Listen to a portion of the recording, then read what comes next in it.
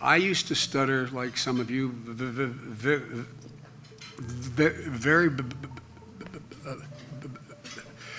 badly. On the one hand, you see people who like, oh, he doesn't really stutter because I don't hear it that much. They turn to him, I'm like, Joe, can you get it out? Let's get the words out, Joe. You kind of feel bad for him. How do you think it makes little kids with stutters feel when they see you make a comment like that?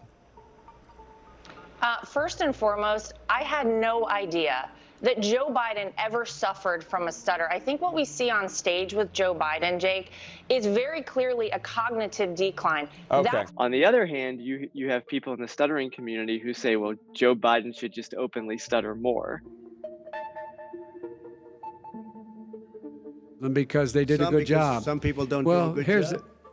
With you, Go ahead. Wait a minute. You get the final word, Mr. Well, it's hard to get any word in with this clown. There's no question when you throw in the amount of interruptions that happened in the last debate, that's going to be way more challenging for somebody who stutters. Just kind of watching that, I do think that that was intentional to some degree too, of like, you know, knowing that that was his speech pattern, and let's try to get him off of his game here by, you know, interrupting so much. People will say occasionally, particularly when I'm tired, I'll say, and I'll find myself searching for a second. Look, the mistakes I make are mistakes. And some people think I still stutter.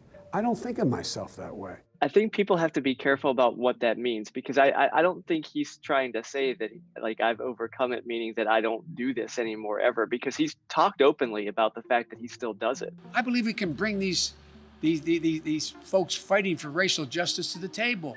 When Biden was a child, there was a pretty strong stigma against stuttering. So a lot of the therapy was based on just do whatever you can not to do this. You know, if you have to change the words not to stutter, then change the words. The thing that I hated the most was I'd contort my face when I stuttered.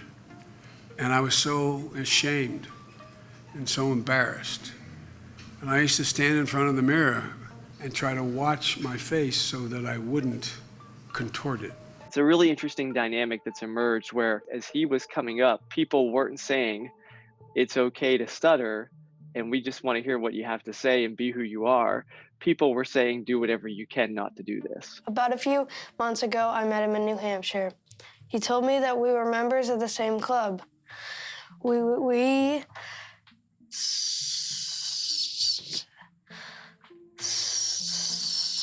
stutter.